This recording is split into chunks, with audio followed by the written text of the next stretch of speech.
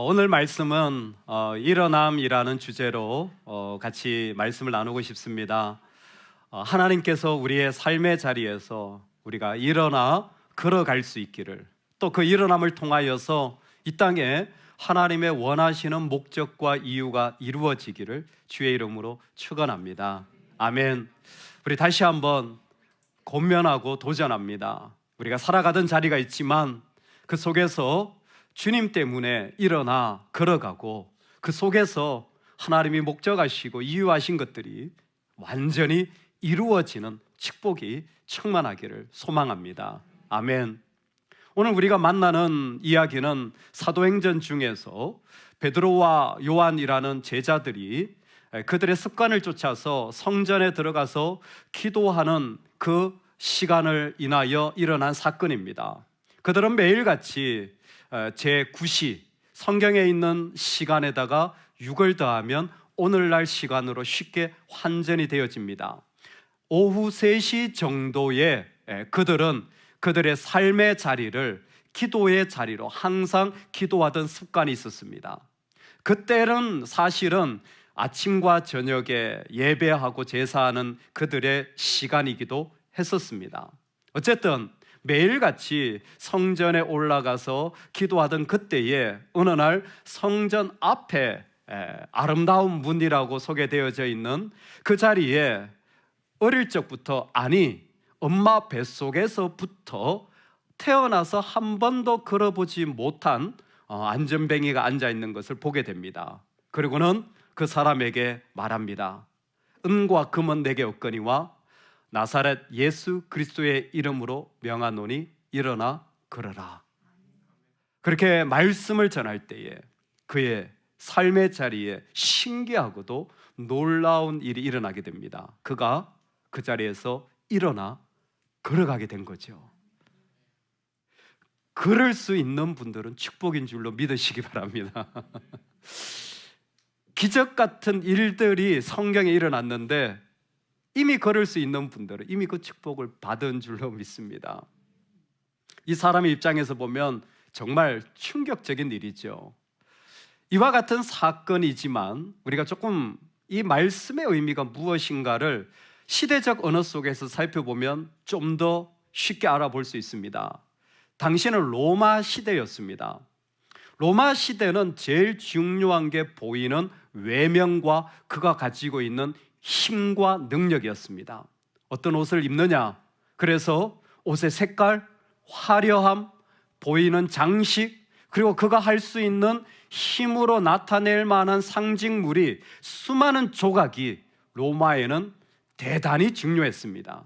보이는 모습이 별로라면은 당연하게 그의 내면도 그의 마음도 별로라고 생각했습니다. 정신 상태가 썩어서 그래. 여러분 가끔 이런 말 쓰시죠? 안 쓰시는군요. 자녀를 양육하다 보면 마음에 안 들면 정신 상태가 썩어서 그래. 여러분 그 말을 언제 합니까? 행동이 너무 마음에 안 드는 거죠. 뭔가 너무 잘 못하는 거예요. 그러면 그 내면을 탓합니다. 정신 상태가 문제야. 로마는 이게 극에 달했습니다. 뭔가 그 사람이 능력이 없고 뭔가 제대로 행동하지 못한다면 그의 정신 상태는 거의 볼 가치도 없다고 그들은 생각했습니다.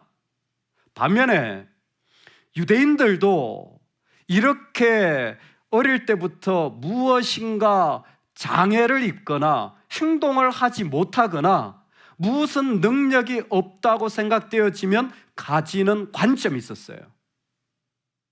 죄가 있어서 그래. 저거 뭔가 잘못을 했기 때문에 이런 일이 생겼지. 요한복음에 보면 나면서부터 듣지 못하는 사람에 대하여, 아니 이 사람은 하나님에게 저주받은 것 아닙니까? 예수님 말씀하십니다. 무슨 이야기냐? 하나님의 영광을 나타내려고 한다. 예수님의 이 말씀을 하신 이유는 왜냐하면 사람들의 인식 속에 그 봐라, 그렇게 어려운 일이 자꾸 생기는 거 보니까 너 뭔가 잘못한 일이 있는 것 같아. 뭔가 너의 삶에 문제가 있어. 여러분 절대 남에게 이렇게 얘기하지 마시기 바랍니다. 할렐루야. 자녀라도 너 문제가 있어. 아니 땡 굴뚝에 연기 나겠니? 따라합시다. 아니 땡 굴뚝에 연기 날 수도 있습니다. 여러분, 자신한테 나한테 문제가 있어, 이건 괜찮아요. 근데 다른 사람한테 저 봐, 저거 문제가 있으니까 자꾸 이런 일이 생기지, 이거는 하나님이 원하시는 관점이 아닙니다. 근데 수많은 사람들이, 특히 유대인들은 이런 관점을 가지고 있었어요. 어릴 때부터 걷지 못했던 이 사람의 나이가 4장에 넘어가 보면 40세라고 되어져 있습니다. 40년 동안 한 번도 걸어본 적이 없는 이 사람이, 적어도 30년 동안 구걸을 하며 살았던 이 사람이 그곳에 앉아있는 이 장면을 보여줍니다. 그때에 재미있는 한 가지 특징이 이 사건 속에 있어요. 여러분, 이 40년 동안 한 번도 걸어보지 못한, 외형 자체도 볼품없고 뭔가 이 사람한테 문제가 있는 것 같아라고 느껴지는 이 사람이 일어나게 되어지는데, 놀랍게도 이 사람을 만난 사람이 누구냐면 베드로와 요한이라는 사람이에요.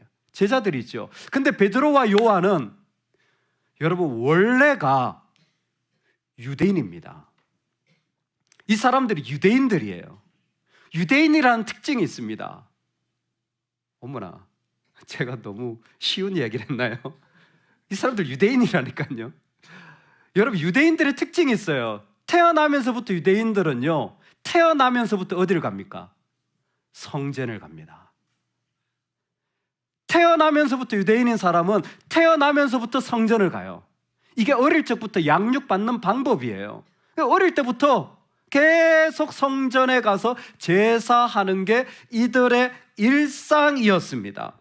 마치 내일이면 기쁨으로 출근해서 회사에 가고 마트에 가서 장을 보듯이 일상적인 삶의 자리에 그저 똑같이 가고 있었습니다. 그것도 시간이 정해져 있었습니다. 왜 이 구걸하던 사람이 다른 사람에 의하여서 그 자리에 옮겨졌냐면, 저녁 시간이야말로 아침보다 사람들이 많이 제사하러 오고 사람들이 많을수록 내 생계를 위하여서 도움을 요청할 때 더 많이 얻을 확률이 높기 때문입니다. 정해진 시간에, 정해진 장소에, 그리고 이 사람이 적어도 30년 동안 그 앞에서 구걸했다면 베드로와 요한도 적어도 그들이 살아온 수만큼 이 사람을 만났을 것입니다. 이상하죠? 매일 보던 사람이에요. 매일 그 자리에 있던 사람이에요. 그리고 나는 여전히 유대인으로 성전에 올라가서 기도하러 가는 길이었습니다. 근데 왜 오늘 이 사람은 일어나게 된 겁니까? 그전에도 이 사람은 거기 있었습니다. 그 전전에도 있었습니다. 근데 왜 오늘 이 사람이 일어나게 된 겁니까? 무슨 차이가 일어난 거죠? 장소, 시간, 대상 하나도 바뀌지 않았습니다. 단 한 가지 차이점이 있습니다. 뭘까요? 예수입니다. 그들이 유대인으로 살았을 때 그들은 계속 있었어요. 그들이 날마다 성전할 때 계속 있었습니다. 근데 그들이 예수를 믿고 나니까 성전 앞에 있던 이 사람이 보인 겁니다. 예수를 믿고 보니까 그 자리에 놀라운 일이 일어난 거예요. 나사렛 예수 그리스도의 이름으로 명하노니. 그들에게 이전에 없던 한 가지, 바로 그것으로 이 사람을 만나기 시작했습니다. 아, 예수 그리스도의 이름만 말하면 분명히 일어나 걷게 되어진다. 아마 그렇게 얘기할 수도 있을 것입니다. 근데 사도행전을 보면 또 다른 본문에서 제사장 스게와의 7 아들들이 나옵니다.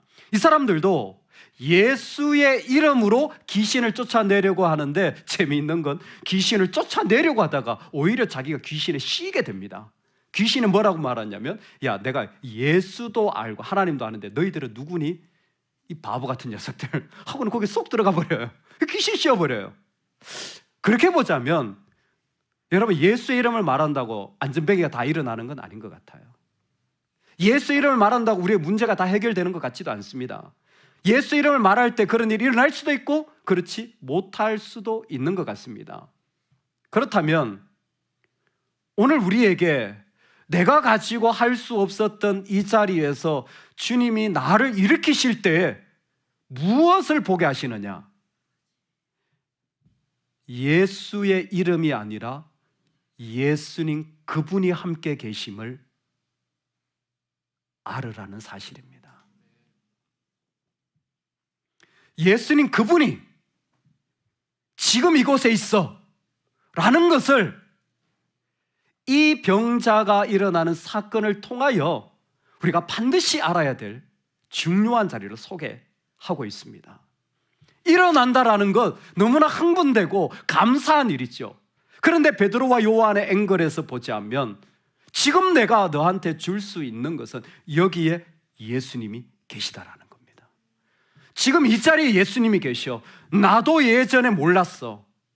그분이 메시아라는 사실을. 나를 위해 십자가에서 죽으시고 부활하셨다라는 사실을 나는 진짜로 믿지 못했어. 근데 내가 진짜 믿고 보니까 그분이 나의 주인이 되시고 생명의 주가 되셔서 어떤 일이 있든 나는 그분에게 돌아올 수 있어. 어떤 문제가 있어도 난 그분으로 살아나더라. 어떤 어려움이 있어도 난 그분 때문에 다시 힘을 얻더라. 예수님이 함께 계실 때에, 여러분, 우리가 일어나는 이유가 여기에 있습니다. 예수님이 함께 하실 때에 우리는 일어나게 되어집니다. 그러면 예수님이 함께 계시다는 것을 어떻게 알 수 있나요?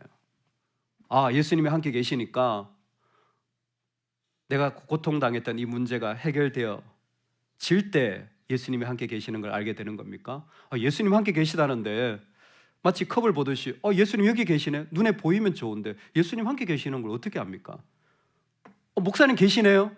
이걸 알 수 있잖아요. 목사님 보이니까. 예수님이 함께 계시는 거 어떻게 합니까? 도무지 예수의 이름으로, 그때 핵심이 예수님이라고 말할 때 예수님이 함께 계시다라는 것을 분명히 베드로와 요한은 믿었고 그걸 알았고 그 사실을 그 가운데 선포했습니다. 그래서 이 사람이 일어나게 되어진 거죠. 만약 우리가 일어나게 된다면 예수님이 함께 계시기 때문입니다. 그렇다면 내가 예수님이 함께 계시다는 걸 도대체 어떻게 아는 겁니까? 이 말씀 이어서 3장 16절에 이같이 말씀합니다.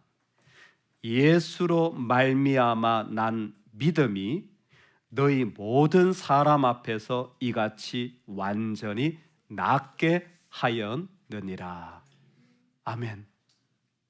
베드로가 설명을 하는데 이 사람이 이렇게 완전히 낫게 된 것은 예수님으로 말미암아, 예수님이 계시기 때문에.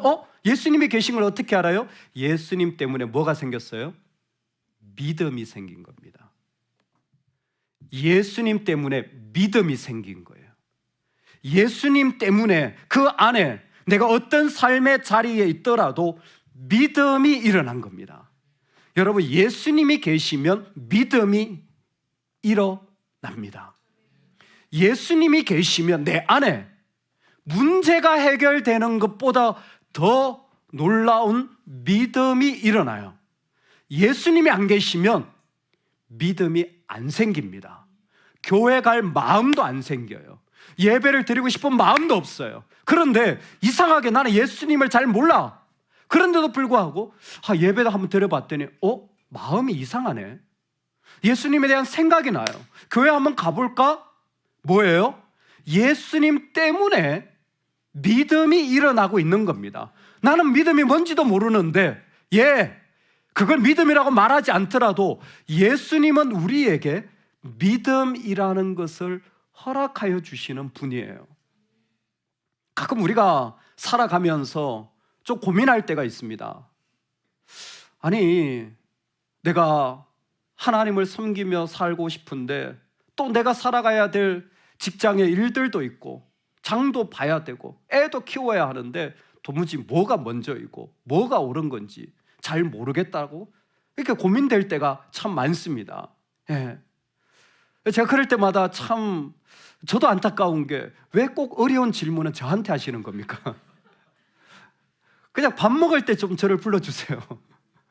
근데 뭐가 옳으냐, 뭐가 맞느냐, 우리한테 너무 많은 고민과 기준이 필요한 거예요. 여러분, 과학과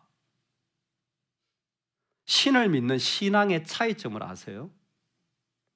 과학과 신앙은 차이점이 있습니다. 그게 뭐냐면 과학은 자기가 전제로 한 것이 증명되어지는 것을 과학이라고 합니다. 수학적, 실험적 증명이 되어지면 확신이 합니다. 나는 이게 가능할 거라고 생각했는데 실험이나 문제풀이를 통하여서 답이 딱 나오면 이거는 맞다고 확신하는 거예요. 이걸 전제적 확신이라고 합니다. 내가 생각한 게 맞아 라는 거죠. 내가 생각한 게 답이 나왔어. 이게 과학적 방법입니다. 여러분, 과학적 방법을 절대로 도외시하지 마시고 무시하지 마시기 바랍니다. 대단히 의미 있고 그리고 하나님이 주신 은혜 가운데 하나입니다. 그런데 신앙의 길은 좀 차이가 있어요. 신앙은 나의 전제가 나의 생각을 증명하는 것이 아니라 하나님을 확신하는 겁니다. 데우스 딕시트, 하나님이 말씀하셨다. 그것이 어떤 것보다도 더 중요한 이유와 모습이 되어져서 그것으로 살아가는 거예요. 예, 이런 필요도 있습니다. 이런 문제도 있어요. 이런 것도 해야 돼요. 그런데 믿음의 사람들은 그것이 잘 되지 않는다고 할지라도 하나님이 말씀하신 것을 삶의 확신을 가지고 살아가는 거예요. 헤르만 바빙크는 이것을 신적 확신이라고 표현했습니다. 믿음이라고 하는 게 무엇이냐? 그 상황 속에서 하나님을 확신하는 마음을 가지고 걸어가는 거예요. 지금 일어나라 라는 말이 무엇이냐면, 어떤 일이 일어났냐면, 난 예수를 잘 몰라요. 난 예수를 들어본 적도 없어요. 그런데 이 사람이 예수를 말할 때 이상하게 그 예수님의 권위와 말씀이 나한테 어떤 것보다 더 중요하게 여겨진 거예요. 예수님으로 말미암아 난 믿음이 이 사람을 온전히 낫게 하고 치료하는 자리에 간 거예요.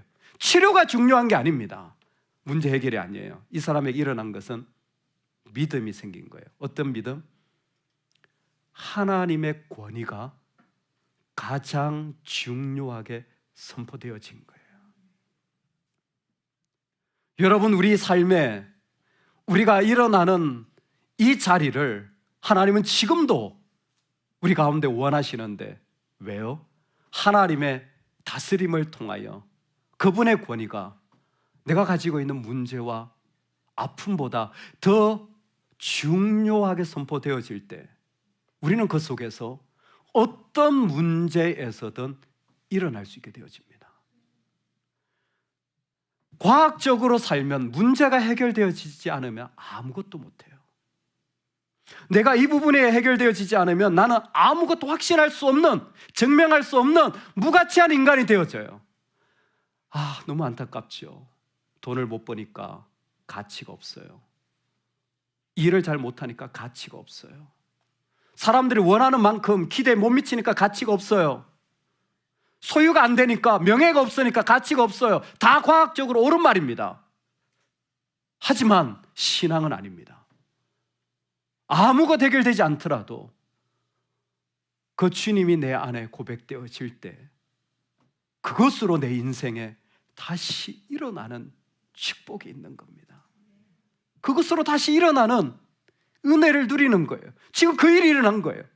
40년 동안 걸어보지 못하고 평생 남의 도움을 구하며 사람들은 말하죠. 저 쓸모없는 인간. 아니요. 예수 그리스도가 계실 때 아니었습니다. 일어나 걸어갈 사람이었던 거예요. 거의 100여 년 전입니다. 기독교 역사에 스탠리 존스라는 목사님이 계셨는데 1900년대 초반에 이분이 한 교단의 총회장이 되어집니다. 대표가 되어집니다. 지금도 그렇지만 당시에도 대단히 명예롭고 그리고 참 귀한 자리였습니다. 근데 이분이 독특하게 자기가 총회장이 되었는데 하루 뒤, 딱 24시간 뒤에 사표를 냅니다. 제가 고민을 했는데요. 이렇게 뽑아주셔서 감사는 한데 저의 부르심은 선교사입니다. 그리고는 사표를 내고 인도로 진짜로 선교사를 가버려요. 그래서 선교사로 그냥 가셨어요. 그 귀한 자리도 섬기면 참 좋은데 자신의 부르면 선교사라고 다 버리고 인도로 갔어요. 그랬으면 이야기가 선교도 잘 되고 사역도 잘 되고 그러면 좋잖아요. 웬걸요? 사역을 해보니까 인도에서 살아보니까 이게 정말 만만치 않은 거예요. 정말 쉽지 않은 거예요. 생각했던 만큼 잘 일도 일어나지 않아요. 그래서 이분이 낙담하고 좀 힘든 가운데 다시 본국으로 잠시 돌아오게 되어집니다. 돌아와서 샤워를 하고 집에서 쉬려고 하는데 새벽 2시에 화장실에서 뇌졸중으로 그대로 쓰러집니다. 온 몸이 다 마비가 되어지고 그저 몇 마디 겨우 할 수 있는 수준에 이르러요. 그냥 그대로 있어요. 아침 7시에 딸이 발견할 때까지 5시간 동안 이게 거의 다 굳어져 버린 거죠. 이게 뇌출혈이 30분이 중요한데 5시간 동안 그대로 있는 거예요. 골든타임이 다 지나가 버렸죠. 딸이 병원에 갔지만 이미 몸은 굳었고 움직이지 못하는 상태인데 이분이 거기에 누워 있는데 이런 고백을 하는 거예요. 내 마음이 조금도 흔들리지 않았습니다. 저도 신기했습니다. 조금 전까지 선교사로 돌아다니고 샤워를 하고 있었던 저였는데 손가락 하나 까딱하지 못하고 침대에 누워있지만 제 마음이 조금도 힘들지 않았습니다. 그때 알았습니다. 제가 하나님을 붙잡는 게 아니라 믿음이 나를 붙잡고 있다는 사실요. 내가 믿음으로 사는 줄 알았는데 믿음이 나를 붙잡고 있더라는 거예요. 여러분, 주님이 계실 때 믿음이 생기는 거예요. 내가 믿음이 좋아서 예수를 믿는 게 아니에요. 예수님이 계시기 때문에 믿음이 생기는 거였습니다. 이분이 자신도 좀 놀라운 경험을 한 거죠. 침대에 누워서 아무것도 하지 못하고 그저 잠만 자고 일어나고 또 먹여주는 거 그냥 이렇게 공급받아가면서 입만 겨우 조금 움직일 수 있는데 근데 이분이 간호사 선생님에게 부탁을 합니다. 선생님, 제가 아침에 눈 뜰 때마다 저한테 꼭 이렇게 한마디만 해주세요. 뭐라고 해드릴까요? 나사렛 예수의 이름으로 일어나라. 이거 한마디만 해달라고 간호사한테 부탁을 하게 됩니다. 좀 재밌어요. 무슨 목사님이나 치유사역자나 이런 분들한테 부탁해야 되는 거 아니에요? 간호사가 아침에 눈 뜨면 얘기를 하는 거죠. 저는 좀 약간 좀 우스운 것 같아요. 눈 뜨면 선생님 예수의 이름으로 일어나라. 선생님 예수의 이름으로 일어나라. 예수의 이름으로 일어나라. 얼마나 네. 네. 얼마 뒤에 진짜 일어나게 돼요. 진짜 일어나게 된 거예요. 진짜 몸이 완전히 회복되어서 인도로 다시 가서 20년 동안 사역하다가 거기에서 일생을 마감하게 돼요. 여러분, 우리 삶의 자리에 어떤 일이 일어나냐면 하나님께서 지금도 그 믿음으로 우리에게 다가오시는데 이분이 그때 무슨 얘기를 하냐면 그리스도 안에서 하나님 안에서 주님이 계실 때에 주님이 나에게 오실 때 고린도전서의 말씀처럼 모든 것이 예가 되어지더라. Divine yes. 주님이 오시니까 예가 되어지더라는 거예요. 누워 있으면서도 자신에게 고백할 수밖에 없는 것. 주님, 저는 아멘입니다. 여러분, 지금도 주님이 우리와 함께 하시는 줄로 믿습니다. 우리의 입술에서도 그 주님의 권위가 어떤 것보다도 더 소중하게 느껴져서 나에게 아멘 되어지는 은혜가 있기를 원합니다.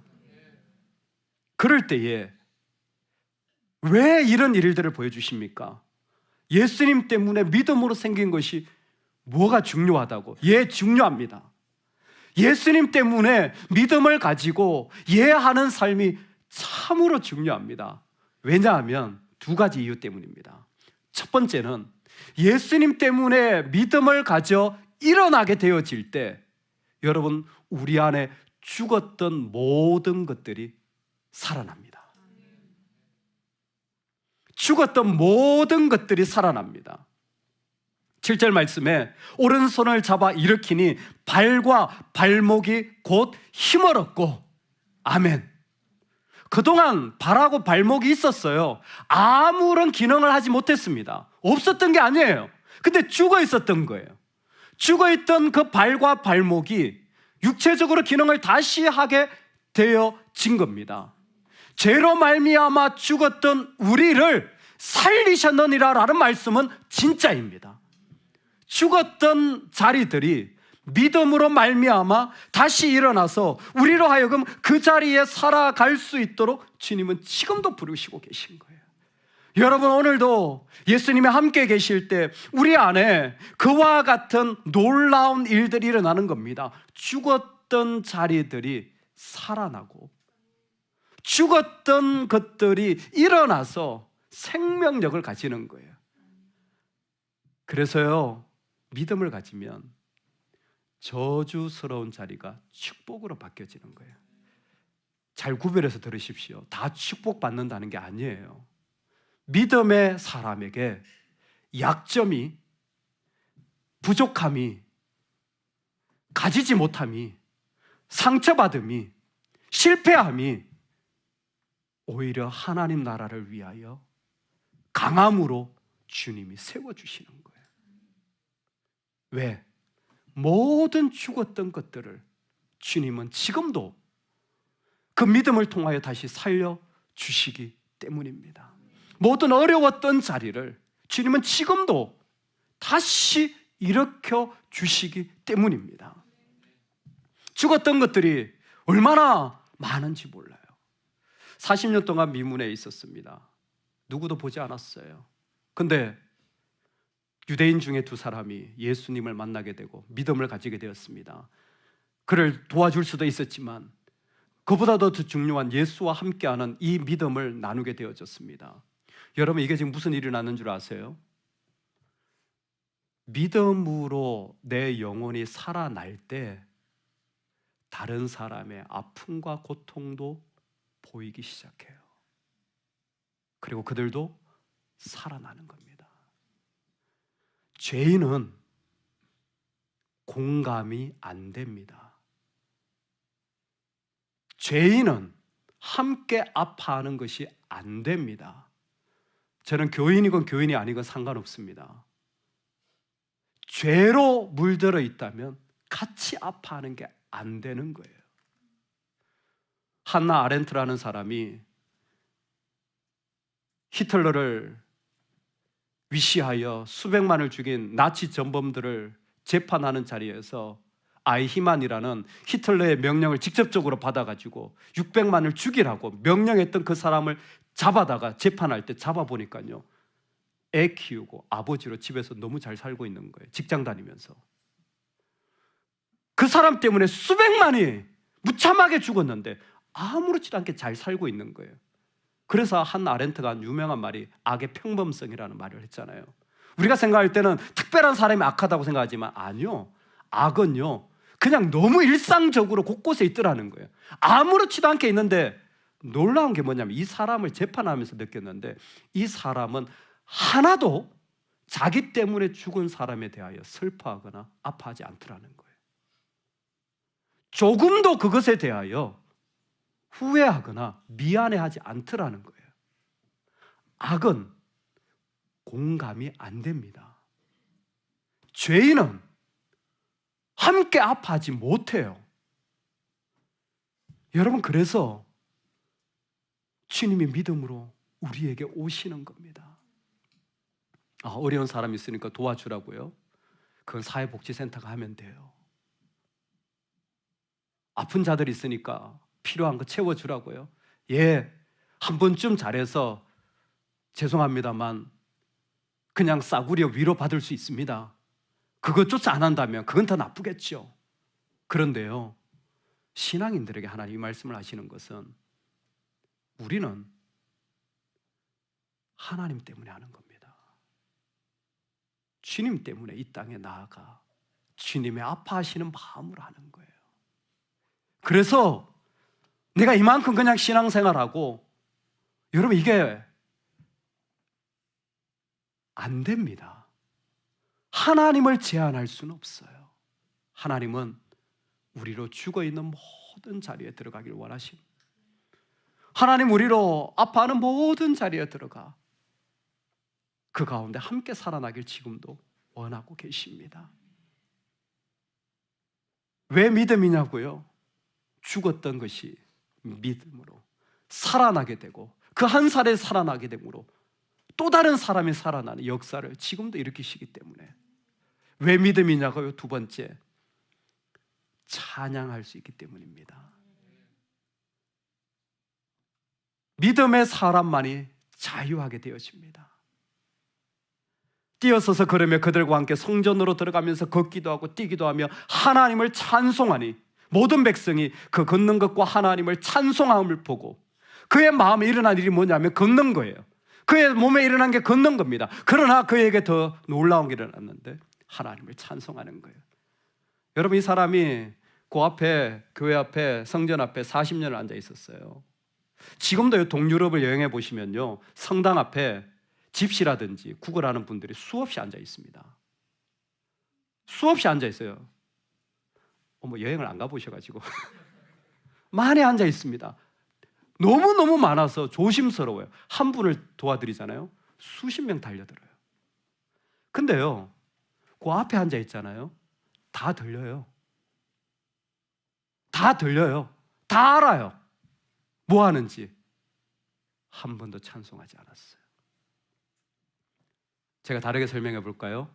안에 들어왔습니다. 노래를 부릅니다. 그런데 찬송하지 않아요. 예배를 드립니다. 그런데 예배하지 않아요. 나는 심지어 헌금도 했습니다. 헌금한 적이 없어요.